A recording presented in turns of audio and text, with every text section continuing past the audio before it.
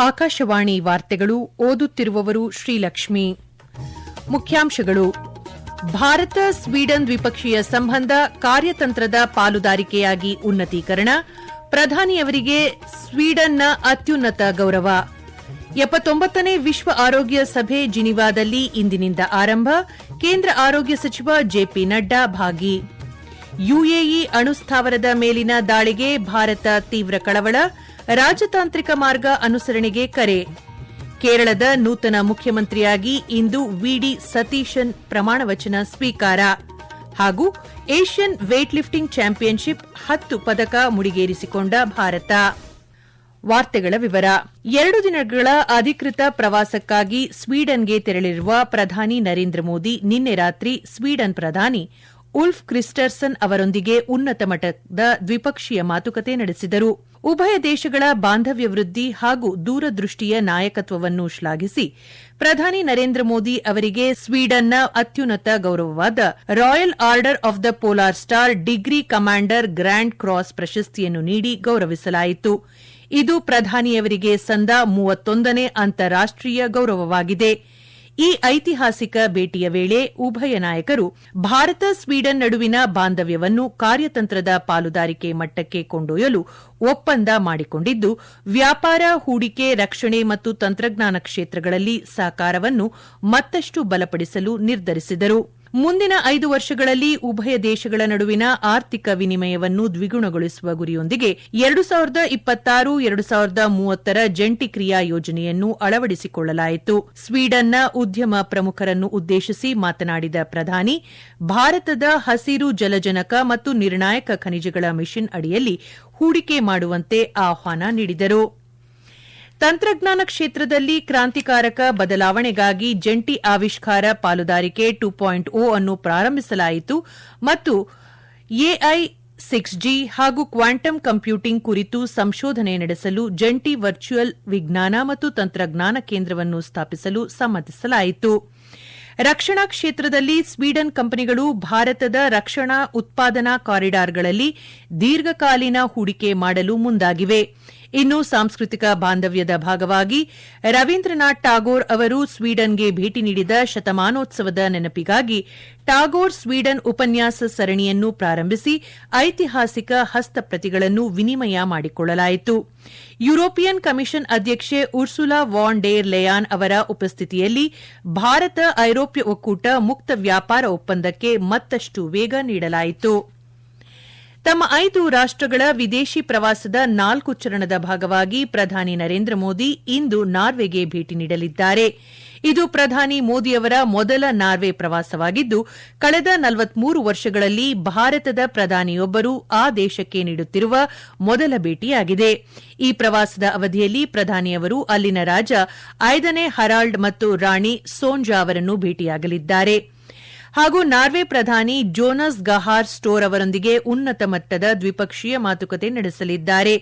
ಇದರ ಜೊತೆಗೆ ಉಭಯ ದೇಶಗಳ ಪ್ರಧಾನಿಗಳು ಜಂಟಿಯಾಗಿ ಭಾರತ ನಾರ್ವೆ ಉದ್ಯಮ ಮತ್ತು ಸಂಶೋಧನಾ ಶೃಂಗಸಭೆಯನ್ನು ಉದ್ದೇಶಿಸಿ ಮಾತನಾಡಲಿದ್ದಾರೆ.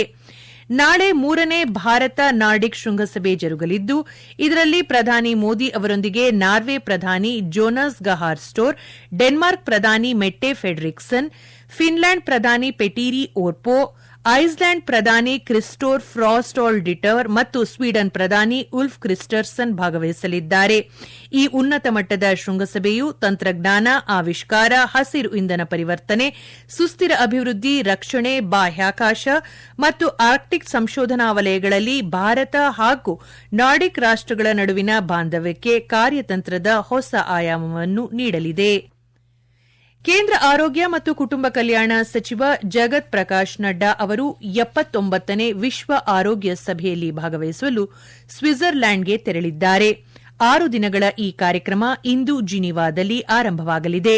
ಸಾಮಾಜಿಕ ಮಾಧ್ಯಮದಲ್ಲಿ ಮಾಹಿತಿ ಹಂಚಿಕೊಂಡಿರುವ ಅವರು, ಈ ವರ್ಷದ ಘೋಷವಾಕ್ಯ ಜಾಗತಿಕ ಆರೋಗ್ಯವನ್ನು ಮರುರೂಪಿಸುವುದು ಹಂಚಿಕೆಯ ಜವಾಬ್ದಾರಿ, ಜಾಗತಿಕ ಆರೋಗ್ಯ ಸವಾಲುಗಳನ್ನು ಎದುರಿಸುವಲ್ಲಿ ಸಾಮೂಹಿಕ ಕ್ರಮದ ಮಹತ್ವ ಎಂಬುದಾಗಿದೆ ಎಂದು ತಿಳಿಸಿದ್ದಾರೆ. ಈ ಸಭೆಯಲ್ಲಿ 165ಕ್ಕೂ ಹೆಚ್ಚು ದೇಶಗಳ ಆರೋಗ್ಯ ಸಚಿವರು, ಗಣ್ಯರು ಮತ್ತು ಸಾರ್ವಜನಿಕ ಆರೋಗ್ಯ ತಜ್ಞರು ಪಾಲ್ಗೊಳ್ಳಲಿದ್ದಾರೆ. ಈ ಸಭೆ ಹೆಚ್ಚು ಸಮಗ್ರ ಮತ್ತು ಸುಸ್ಥಿರ ಆರೋಗ್ಯ ವ್ಯವಸ್ಥೆಗಳನ್ನು ನಿರ್ಮಿಸುವಡೆಗೆ ಹಂಚಿಕೆಯ ಜಾಗತಿಕ ಬದ್ಧತೆಯನ್ನು ಪುನರುಚ್ಚರಿಸುತ್ತದೆ ಎಂದು ಸಚಿವರು ಹೇಳಿದ್ದಾರೆ. ಈ ವಾರ್ತೆಗಳನ್ನು ಆಕಾಶವಾಣಿಯಿಂದ ಕೇಳುತ್ತಿದ್ದೀರಿ. ನಮ್ಮ ಎಲ್ಲಾ ರಾಷ್ಟ್ರೀಯ ವಾರ್ತೆಗಳು ಹಾಗೂ ಪ್ರದೇಶ ಸಮಾಚಾರ ಈಗ ಆಕಾಶವಾಣಿ ನ್ಯೂಸ್ ಕನ್ನಡ ಯೂಟ್ಯೂಬ್ ಚಾನೆಲ್ನಲ್ಲಿ ಲಭ್ಯ. ನಮ್ಮ ಎಕ್ಸ್ ಖಾತೆ ಮತ್ತು ಇನ್ಸ್ಟಾಗ್ರಾಂ ಖಾತೆ ಆಕಾಶವಾಣಿ ನ್ಯೂಸ್ ಕನ್ನಡ. ಹೆಚ್ಚಿನ ಮಾಹಿತಿಗಾಗಿ ನಮ್ಮ ಫೇಸ್ಬುಕ್ ಖಾತೆ AIR ಕನ್ನಡ ನ್ಯೂಸ್ ಅನುಸರಿಸಿ. ಮಾಹಿತಿಯ ಹೂರಣ ವಾರದ ಕಾರ್ಯಕ್ರಮ ಪ್ರಚಲಿತ ವಿದ್ಯಮಾನ ಪ್ರತಿ ಬುಧವಾರ 9:15ಕ್ಕೆ. ಯುಎಇಯ ಬರಾಕಾ ಪರಮಾಣು ವಿದ್ಯುತ್ ಸ್ಥಾವರವನ್ನು ಗುರಿಯಾಗಿಸಿಕೊಂಡು ನಡೆಸಿರುವ ದಾಳಿಯ ಕುರಿತು ಭಾರತ ತೀವ್ರ ಕಳವಳ ವ್ಯಕ್ತಪಡಿಸಿದೆ. ಈ ಕುರಿತು ಹೇಳಿಕೆ ಬಿಡುಗಡೆಗೊಳಿಸಿರುವ ವಿದೇಶಾಂಗ ಸಚಿವಾಲಯ, ಇಂತಹ ಪ್ರಚೋದನಾತ್ಮಕ ಕ್ರಮಗಳು ಸ್ವೀಕಾರಾರ್ಹವಲ್ಲ, ಇವು ಪ್ರಾದೇಶಿಕ ಪರಿಸ್ಥಿತಿಯನ್ನು ಮತ್ತಷ್ಟು ಅಪಾಯಕಾರಿಗೊಳಿಸುತ್ತದೆ ಎಂದು ಆತಂಕ ವ್ಯಕ್ತಪಡಿಸಿದ್ದು, ಮಾತುಕತೆ ಹಾಗೂ ರಾಜತಾಂತ್ರಿಕ ಮಾರ್ಗಗಳನ್ನು ಅನುಸರಿಸುವಂತೆ ಕರೆ ನೀಡಿದೆ. ಕಾಂಗ್ರೆಸ್ ನಾಯಕ ವಿಡಿ ಸತೀಶನ್ ಅವರು ಇಂದು ಕೇರಳದ ನೂತನ ಮುಖ್ಯಮಂತ್ರಿಯಾಗಿ ಅಧಿಕಾರ ಸ್ವೀಕರಿಸಲಿದ್ದಾರೆ. ಪ್ರಮಾಣವಚನ ಸ್ವೀಕಾರ ಸಮಾರಂಭಕ್ಕೂ ಮುನ್ನ ನಿಯೋಜಿತ ಮುಖ್ಯಮಂತ್ರಿಗಳು ನಿನ್ನೆ ಸಂಜೆ 21 ಸದಸ್ಯರ ಯುನೈಟೆಡ್ ಡೆಮಾಕ್ರೆಟಿಕ್ ಫ್ರಂಟ್ UDF ಸಚಿವ ಸಂಪುಟದ ಪಟ್ಟಿಯನ್ನು ಅಧಿಕೃತವಾಗಿ ಪ್ರಕಟಿಸಿದ್ದಾರೆ. ಈ ಬಾರಿಯ ಸಂಪುಟದ ಒಟ್ಟು 21 ಸಚಿವರ ಪೈಕಿ ಮುಖ್ಯಮಂತ್ರಿ ಸತೀಶನ್ ಒಳಗೊಂಡಂತೆ 14 ಮಂದಿ ಪ್ರಥಮ ಬಾರಿಗೆ ಸಚಿವರಾಗುತ್ತಿರುವವರಿಗೆ ಅವಕಾಶ ಕಲ್ಪಿಸಿರುವುದು ವಿಶೇಷವಾಗಿದೆ. ರಾಜ್ಯಪಾಲ ರಾಜೇಂದ್ರ ಅರ್ಲೇಕರ್ ಅಧಿಕಾರ ಮತ್ತು ಪ್ರಮಾಣವಚನ ಬೋಧಿಸಲಿದ್ದಾರೆ. ಕೇಂದ್ರ ಗೃಹ ಸಚಿವ ಅಮಿತ್ ಶಾ ಅವರು 2 ದಿನಗಳ ಛತ್ತೀಸ್ಗಢ ಭೇಟಿಗಾಗಿ ನಿನ್ನೆ ಸಂಜೆ ರಾಯ್ಪುರಕ್ಕೆ ತೆರಳಿದರು. ಛತ್ತೀಸ್ಗಢ ಭೇಟಿ ಸಂದರ್ಭದಲ್ಲಿ ಅವರು ಬಸ್ತಾರ್ನಲ್ಲಿ ಹಲವಾರು ಕಾರ್ಯಕ್ರಮಗಳಲ್ಲಿ ಭಾಗವಹಿಸಲಿದ್ದಾರೆ. ಇಂದು ಬೆಳಗ್ಗೆ ರಾಯ್ಪುರದಲ್ಲಿ ತುರ್ತು ಪ್ರತಿಕ್ರಿಯೆ ಸೇವೆ ಡಯಲ್ 112 ಅಡಿಯಲ್ಲಿ ಹೊಸ ವಾಹನಗಳಿಗೆ ಹಸಿರು ನಿಶಾನೆ ತೋರಲಿದ್ದಾರೆ. ನಂತರ ಅವರು ಬಸ್ತಾರ್ಗೆ ಪ್ರಯಾಣಿಸಿ ಜಿಲ್ಲೆಯ ನೇತನಾರ್ ಗ್ರಾಮದಲ್ಲಿ ಸಾರ್ವಜನಿಕ ಅನುಕೂಲ ಕೇಂದ್ರವನ್ನು ಉದ್ಘಾಟಿಸಲಿದ್ದಾರೆ. ಮೇ 19ರಂದು ಕೇಂದ್ರ ಗೃಹ ಸಚಿವರು ಜಗತ್ಪುರದಲ್ಲಿ ಕೇಂದ್ರ ವಲಯದ ಮಂಡಳಿಯ 26ನೇ ಸಭೆಯ ಅಧ್ಯಕ್ಷತೆ ವಹಿಸಲಿದ್ದಾರೆ. ಛತ್ತೀಸ್ಗಢವನ್ನು ನಕ್ಸಲ್ ಮುಕ್ತ ಎಂದು ಘೋಷಿಸಿದ ನಂತರ ಸಚಿವ ಅಮಿತ್ ಶಾ ಅವರ ಮೊದಲ ರಾಜ್ಯ ಭೇಟಿ ಇದಾಗಿದೆ. ಉತ್ತರ ಪ್ರದೇಶ ಮುಖ್ಯಮಂತ್ರಿ ಯೋಗಿ ಆದಿತ್ಯನಾಥ್ ಕಳೆದ ಮೇ 10ರಂದು ನಡೆದ ಸಂಪುಟ ವಿಸ್ತರಣೆಯಲ್ಲಿ ನೂತನವಾಗಿ ಸೇರ್ಪಡೆಗೊಂಡ ಹಾಗೂ ಬಡ್ತಿ ಪಡೆದ ಸಚಿವರಿಗೆ ಇಲಾಖೆಗಳನ್ನು ಹಂಚಿಕೆ ಮಾಡಿದ್ದಾರೆ.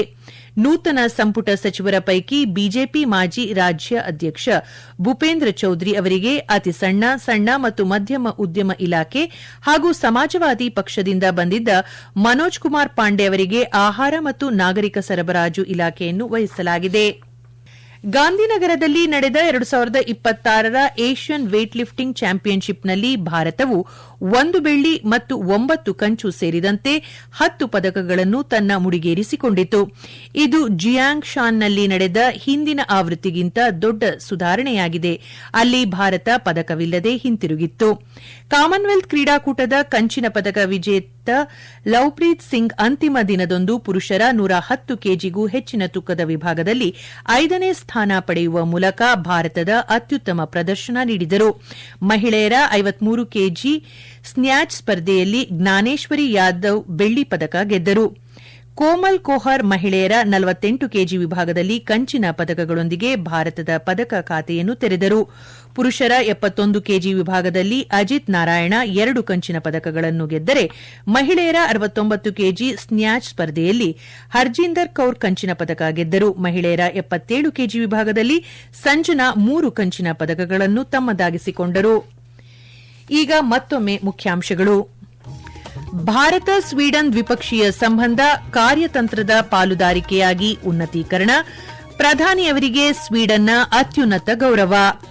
79ನೇ ವಿಶ್ವ ಆರೋಗ್ಯ ಸಭೆ ಜಿನಿವಾದಲ್ಲಿ ಇಂದಿನಿಂದ ಆರಂಭ, ಕೇಂದ್ರ ಆರೋಗ್ಯ ಸಚಿವ ಜೆಪಿ ನಡ್ಡಾ ಭಾಗಿ. ಯುಎಇ ಅಣುಸ್ಥಾವರದ ಮೇಲಿನ ದಾಳಿಗೆ ಭಾರತ ತೀವ್ರ ಕಳವಳ, ರಾಜತಾಂತ್ರಿಕ ಮಾರ್ಗ ಅನುಸರಣೆಗೆ ಕರೆ.